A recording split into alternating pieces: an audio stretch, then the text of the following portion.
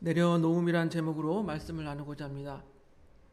주중에 제가 아는 지인이 저에게 카톡을 보냈습니다. 까똑하고 뜨지요. 모바일로 그 MBTI 검사를 저에게 보낸 거예요. 한번 해보라고. 그래서 MBTI 아시죠? 성격 유형 검사라고 합니다. 성격 유형 검사. 저녁 시간이 되어서 한번 이제 모바일로 하니까 이렇게 누르기만 하면 돼요.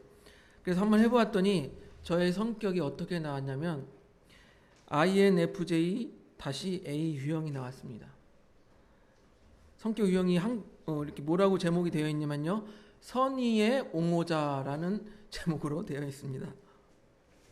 이 선의의 옹호자 설명의 시작이 이렇게 되어 있습니다. 선의의 옹호자형은 가장 흔치 않는 성격 유형으로 인구의 채 1%도 되지 않습니다. 일단은 1% 안에 든다니까 좋아야 되나요? 예.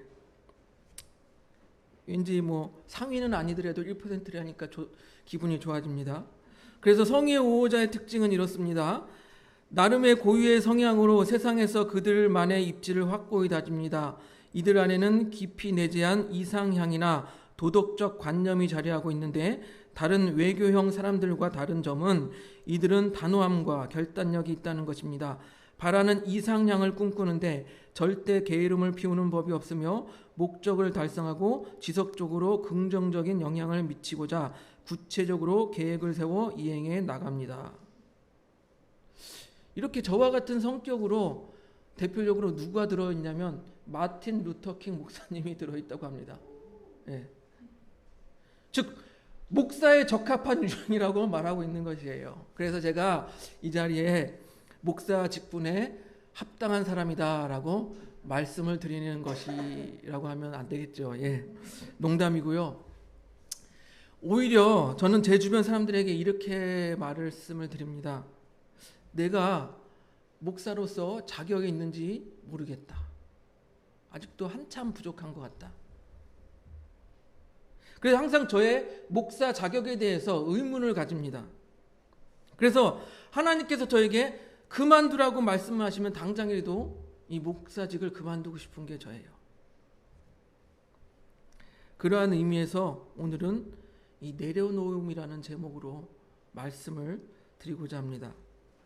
오늘 본문은요, 역시 사도행전 1장으로 초대교회가 형성되어지는 과정을 그리고 있습니다. 이 오순절에 성령이 임하시기 전에 오직 기도에 힘썼다라고 우리가 아시잖아요. 성령을 받기 위하여 오직 기도에 힘썼더라. 그런데 그 사이에 모여서 이 12사도 중에 결혼이 난 사람 한 사람을 뽑는 일이 오늘 본문의 말씀이에요. 지난주에 제가 말씀을 드렸죠. 500여 형제가 예수님의 부활을 보았다고 말씀을 드렸습니다. 그런데 예수님께서 기다리라고 한 성령을 기다리는 사람은 오늘 본문을 보니까 120명 정도 되는 것 같습니다. 사도행전 1장 15절을 보겠습니다. 넘겨주세요. 1장 15절을 같이 읽습니다. 시작. 모인 무리의 수가 120명이나 되더라. 그때 베드로가 그 형제들 가운데 일어서서 이르되, 이렇게 모여서 회의를 합니다. 무슨 회의를 하냐면요, 한 명, 12사도 가운데 한 명이 결혼이 났는데 그가 누구냐? 가룟 유다입니다. 예수님을 팔고 자기가 목매달아서 자살을 했죠. 이 결혼이 난 일꾼에 대해서 새로 뽑자라는 회의가 열리는 거예요. 근데 여러분, 이 결혼은요, 단순히 그 12사도 중에 한 사람이 죽었기 때문에 새로 뽑는 게 아니에요. 무엇이냐면 예수님을 배신한 것에 대한 결혼을 뽑는 거예요. 잘 이해가 되시지 않죠? 뭐냐면 그냥 12사도 중에 한 명 죽었어, 새로 뽑아, 이게 아니라 예수님을 따르던 자들이 배신한 사람, 가룟 유다가 배신하였기 때문에 한 명을 뽑았지, 그 이후에는 사도들이 예수님을 전하다가 순교하였어도 결혼을 뽑지 않았어요. 무슨 말인지 이해가 되십니까? 그러니까 배신자에 대한 결혼이지 이게 그냥 단순히 죽어서 결혼을 뽑았다라는 건 아니라고 말씀을 드리는 것입니다. 그런데 이 가룟 유다는 여러분께서 아시는 것 같이 이 예수님의 무리 중에서 직무를 맡았습니다. 사도행전 1장 17절을 보겠습니다. 넘겨주세요. 같이 봅니다. 시작. 이 사람은 본래 우리 수 가운데 참여하여 이 직무의 한 부분을 맡았던 자라. 어떤 직무를 맡았습니까? 예, 우리가 아는 것과 같이 돈을 관리하는 이 회계의 직무를 맡았어요. 이것은요, 가룟 유다가 그 회계의 직무에 적합하다라는 의미이기도 합니다. 왜 그러냐면 예수님의 제자들은 여러분이 아시는 것처럼 어부들이 많았어요. 어부들은 어떻습니까? 그 당시 지금도 물론 마찬가지지만 그 당시 얼마나 공부를 많이 했겠어요. 예. 배운 것도 별로 없고 또한 이런 수에 대한 발치도 않았겠죠. 그런데 이 가룟 유다가 이 회계의 직무를 맡았다라고 하는 것은 그만큼 배운 것도 많았고 수를 관리할 만큼 이 수에 대해서 밝았다라는 것을 의미합니다. 그래서 가룟 유다는 그 직무를 맡기에 합당한 사람이었다라는 것이죠. 그럼에도 불구하고 그렇게 직무를 맡기에 합당한 사람이었음에도 불구하고 어떻게 됐습니까? 가룟 유다는 거기서 탈락을 하죠. 사도행전 1장 18절을 봅니다. 18 넘겨주세요. 같이 읽습니다. 시작. 이 사람이 불의의 싹스로 밭을 사고 후에 몸이 곤두박질하여 배가 터져 창자가 다 흘러나온지라. 아멘. 가룟 유다는요, 예수님을 은 30에 팔아 넘겼습니다. 그리고 자살을 했습니다. 왜 그랬을까요? 가룟 유다는 그 직무에 합당한 사람이었음에도 불구하고 탈락하였어요. 그래서 직무에 합당한 사람인데 탈락했어? 그래서 이 가룟 유다의 사건을 보면서 내려놓음의 문제에 대해서 우리가 이 시간 생각해 보기를 원합니다. 먼저요, 가룟 유다는 왜 예수님을 배신하고 예수님을 팔아 넘겼을까요? 많은 사람들이 돈 때문이라고 얘기를 합니다. 은 30은 노동자의 한 달치 품삯이라고 해요. 그러면 지금으로 대충 월급 한 200만 원, 300만 원 이렇게 생각할 수 있죠. 그러면 가룟 유다가 예수님을 3년 동안 스승이라고 쫓아다녔는데 고작 200만 원, 300만 원 벌자고 그 예수님을 팔아 넘겼을까요? 거기에 좀 합당하지 않죠? 그래서 어떤 사람들은 가룟 유다가 정치적인 메시아를 꿈꿔왔는데 딱 옆에서 계속 지켜보니까 예수님께서 그 정치적인 메시아가 아니었다. 그래서 팔아 넘겼다라고 말하는 사람이 있어요. 그리고 어떤 사람들은요, 예수님께서 힘이 있는 줄 알았더니 그 유대의 지도자들하고 힘겨루기 해서 지는 것 같아. 밀려. 그러니까 나도 살 길을 찾자. 그래서 예수님을 팔아 넘겼다라고 얘기하는 사람도 있습니다. 또 어떤 사람은요, 가룟 유다가 이 회계를 보다가 헌금이 들어오잖아요. 그러니까 헌금을 몰래 자기 주머니에 조금씩 뺐어요. 그것을 예수님께 발각당해서 예수님이 알게 되어서 예수님을 팔아 넘겼다. 이렇게 말하는 사람도 있어요. 또 어떤 사람은요, 예수님께서 능력이 있는 것 같긴 한데 왜 능력을 나타내시지 않지? 하면서 예수님을 궁지에 몰아넣으면 예수님께서 그 하늘의 능력으로 천군 천사를 불러서 이 악한 로마 군사들과 불의한 자들을 모두 물리치시고 하나님의 나라를 이 땅에 이룩하시겠지. 그래서 예수님을 팔아 넘겼다. 그런 주장을 하는 사람도 있습니다.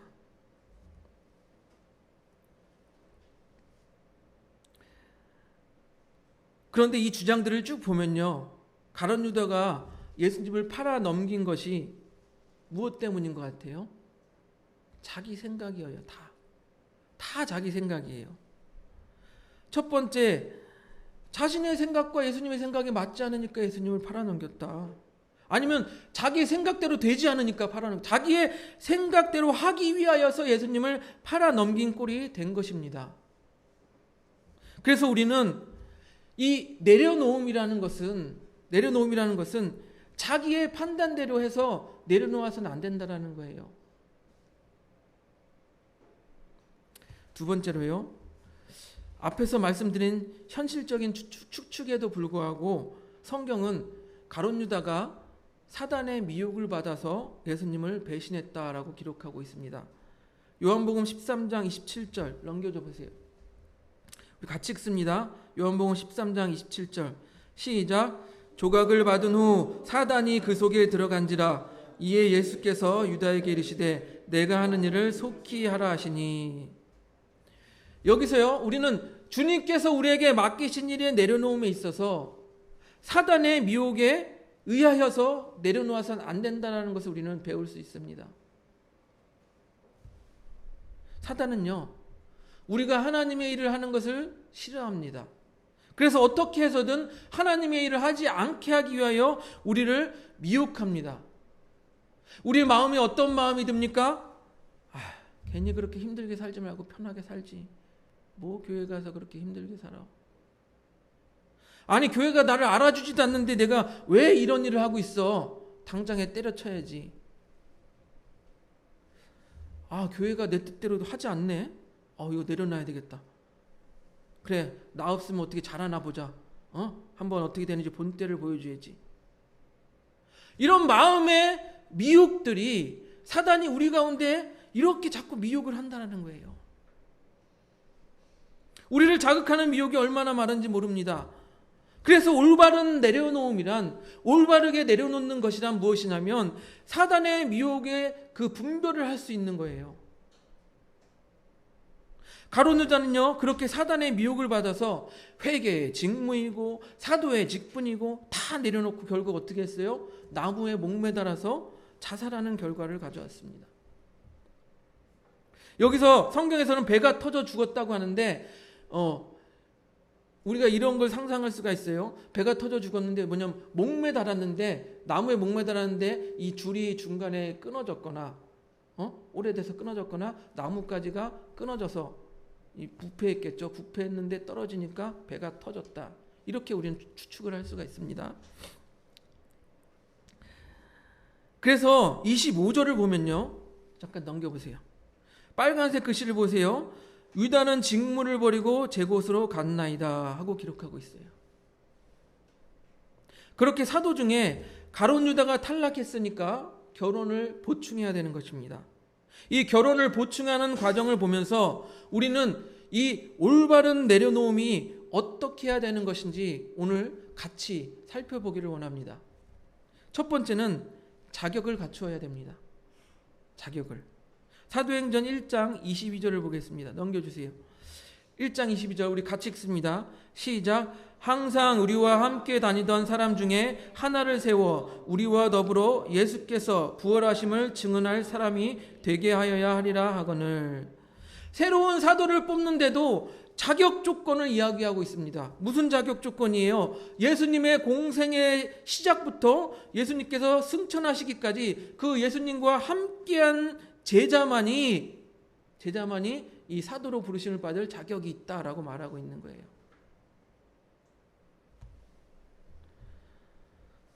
그러면 이렇게 직분을 받는 일에도 자격이 필요하면 또한 이렇게 내려놓는 일에도 우리가 자격이 필요할 거예요. 가까운 예로 지난주에 우리 목사님께서 원로 목사님 추대가 되었습니다. 여러분, 목사라고 다 원로 목사 되는 거 아니에요. 자격이 있어야 원로 목사로 추도되는 겁니다. 거기에서 요구하는 자격이 있어요. 즉 자격 조건이 될 때 아름답게 은퇴하여서 원로 목사님이 되는 것처럼 우리가 하나님께서 주신 우리의 직분과 우리의 직무를 내려놓을 때도 그에 맞은 자격이 있어야 된다는 거예요. 어떻습니까? 자신이 얼마나 맡은 직무에 충성을 했는지. 그래서 예수님께서 보실 때 잘하였다, 착하고 충성된 종아라고 칭찬받으며 내려놓을 수 있는지 돌아보시기 바랍니다. 그렇게 충성된 자들이 주님 앞에서 기쁨으로 내려놓을 수 있는 거예요. 두 번째로는요, 그렇게 자격이 되는 두 사람을 후보로 내놓았는데 하나는 유수도라고 하는 요셉이고 다른 하나는 마띠아라고 합니다. 그런데 뽑기 전에 무엇을 하는지 잘 보세요. 사도행전 1장 24절 넘겨주세요. 같이 읽습니다. 시작. 기도하여 이르되 무슨 사람의 마음을 아시는 주여 이 두 사람 중에 누가 주님께서 택하신 바 되어. 뽑기 전에 뭐라고 말합니까? 하나님께 기도하였다라고 말하고 있어요. 하나님, 이 두 사람 중에 누가 하나님께서 선택한 사람입니까? 라고 하나님께 기도하는 거예요. 반대로 우리가 직무를 내려놓을 때도 하나님께 기도해야 되는 거예요. 여러분, 직무를 내려놓을 때 하나님께 기도하십니까? 하나님, 제가 이 일을 내려놔도 되겠습니까? 그냥 순간적으로 기분 나쁘니까 아유 때려쳐. 여러분, 기도하고 내려놓는지 돌아보시기 바랍니다. 많은 분들이, 우리 교회는 그런 분들이 안 계세요. 너무나도 화목하고 화평한 우리 교회인데, 어느 교회 가면은 주방에서 뭐 하다가도 왜 권사님은 이렇게 안 해요? 그러면서 서로 싸우다가 때려쳐. 찬양하다가도 앞에서 뭐라고 하면 기분 나빠, 때려쳐. 여러분, 하나님께 기도하고 내려놓는지 잘 생각해 보시기 바랍니다. 우리가 일을 시작하고 맡을 때에도 기도해야 하지만 우리가 내려놓을 때도 충분히 기도해야 되는 거예요. 빌립보서 4장 6절 7절을 보면요, 넘겨주세요. 같이 읽습니다. 시작. 아무것도 염려하지 말고 다만 모든 일에 기도와 간구로 너희 구할 것을 감사함으로 하나님께 아뢰라. 그리하면 모든 지각에 뛰어난 하나님의 평강이 그리스도 예수 안에서 너희의 마음과 생각을 지키시리라. 아멘. 제가 기도 응답을 말할 때 이 말씀을 많이 인용하는데요. 모든 일을 하나님께 기도하면 하나님의 평강이 우리의 마음을 지켜주는 거예요. 무슨 말인지 이해가 되십니까? 하나님이 야, 예스야, 노야 이렇게 안 하더라도 그 하나님의 응답이 어떻게 임하냐면 우리 마음의 평강으로 임하는 거예요. 그 일을 할 때 불안한 게 아니고 평안한 거예요. 그래서 직분을 내려놓을 때도 하나님께 충분히 기도하고 하나님께서 그 내려놓을 상황 속에서 평안함과 평강을 주신다면 그것이 하나님의 뜻일 것입니다. 마지막으로 권위에 순종하는 것입니다. 사도행전 1장 26절을 보면 넘겨주세요. 같이 읽습니다. 시작. 제비 뽑아 마띠아를 얻으니 그가 11사도의 수에 들어가니라. 아니 12사도라고 해야 되는데 왜 11사도의 수에 들어가니라 궁금하실 수 있는데, 이것은 원어로 쉰카 탐세피조라고 하는데요, 그 수를 함께 더하여 센다라는 의미예요. 그래서 이 말은 11사도의 수에 들어가니라가 아니라 11사도와 함께 마띠아를 더불어 더 셌다, 이렇게 이해를 하셔야 돼요. 예, 이렇게 이해를 하셔야 됩니다. 여기서 베드로가 제자들 중 앞에 나아가서 그 베드로가 권위를 가지고 이 모임을 이끌어 나아갑니다. 그 형식은 무엇입니까? 제비 뽑는 거예요. 제비 뽑는 것은요, 어떤 것을 의미하냐면 전적으로 하나님의 결정에 순종한다라는 것을 의미하는 거예요. 제비 뽑는데 사람이 결정할 수 없잖아요. 교회라는 것도요, 형식이 있고 하나님의 질서가 있고 하나님의 권위가 있는 곳입니다. 그래서 마띠아가 뽑혔다고 하면 마띠아와 경쟁자였던 유스도라고 하는 이 요셉도 나 안 뽑아? 열받아, 나 안 해. 이게 아니라 그 일에 순종하며 따라가야 된다는 거예요.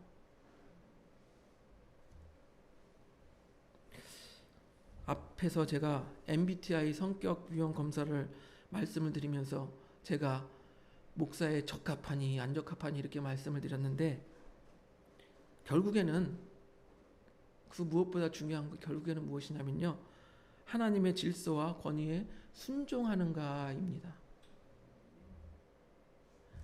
제가 제 스스로 너는 목사의 자격이 없어. 너무 부족해. 그렇기 때문에 목사를 할 수 없어가 아니라 하나님께서 하라고 하면 하는 거예요. 반대로 제가 목사를 더 하고 싶어도 하나님께서 교회의 법과 질서를 통해서 목사로서 해임을 시키면 그냥 그만두고 나가야 되는 거예요.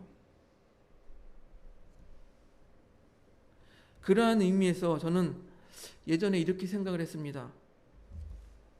제가 교회를 개척했으니까 나이가 들어 은퇴할 때까지 이 교회를 내가 반드시 지키리라, 이렇게 생각을 했어요.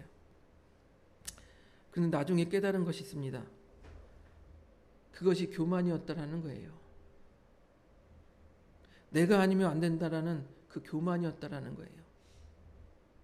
하나님께서 죄송합니다. 전에 교회를 제가 개척했다고 해서 하나님께서 너 다른 데 가. 그럼 가야 되는 거예요.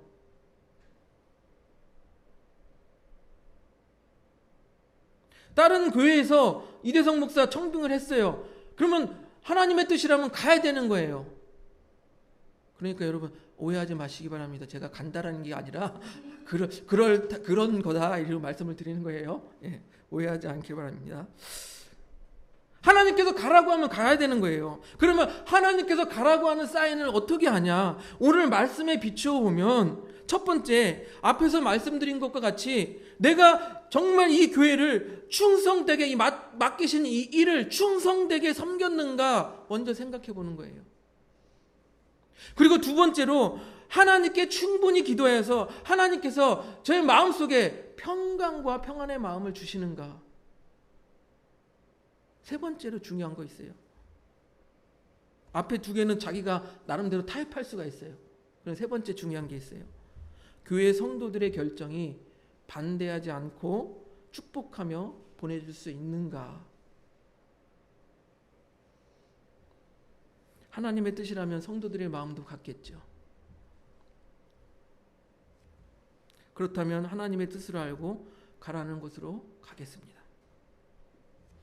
사랑하는 성도 여러분, 우리는 초대교회 형성 과정에서 보여진 이 사도의 결혼을 채우는 모습에서 우리가 교회에서 맡은 직무와 직분을 어떻게 대해야 되는지 우리는 생각해 보게 됩니다. 여러분, 교회는 세상에서 우리가 갖는 직장처럼 우리의 생계와 상관이 없어요. 또 세상에서는 잘못하면 법으로 구속될 수 있지만 교회에서는 그런 거 없어요. 그렇다고 우리가 교회에서 받은 직무와 직분을 우습게 여겨서는 안 되는 것입니다. 마태복음 16장 18절과 19절을 보면요. 보세요. 넘겨주세요.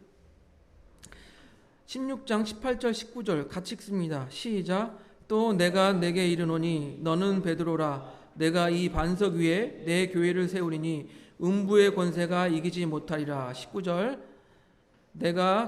같이 읽습니다. 시작. 내가 천국 열쇠를 내게 주리니 내가 땅에서 무엇이든지 매면 하늘에서도 매일 것이요 내가 땅에서 무엇이든지 풀면 하늘에서도 풀리리라 하시고. 그렇습니다.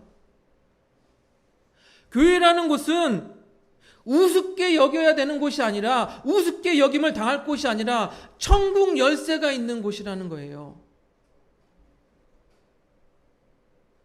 그렇기 때문에 우리 생계보다도 세상의 법보다도 우리 믿는 자들에게 더욱 귀하게 여길 것이 교회이고, 우리 믿는 자들에게 더욱 존중되어야 할 것이 교회라는 거예요.